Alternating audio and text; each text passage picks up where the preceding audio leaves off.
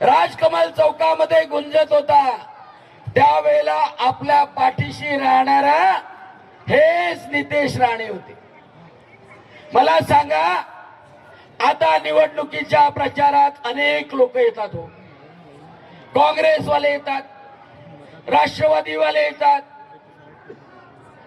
कोणी कोणी दोन्ही बाजूने ढोलकी वाजवणारे येतात. माहिती आहे ना कोण ढोलकी वाजवते? दोन्ही बाजूने ढोलकी वाजवणारे येतात. कधी कमळावर म्हणतात, कधी म्हणतात कोणत्या नटाला फिट करणारा पाना आहे. पण असेही लोक येतात, असेही लोक येतात. पण मला सांगा, त्या 2022ला कोणी आलं होतं का राजकमल चौकात?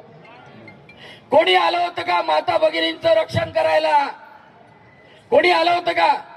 हेच उमेदवार, हेच सगळेजण आले.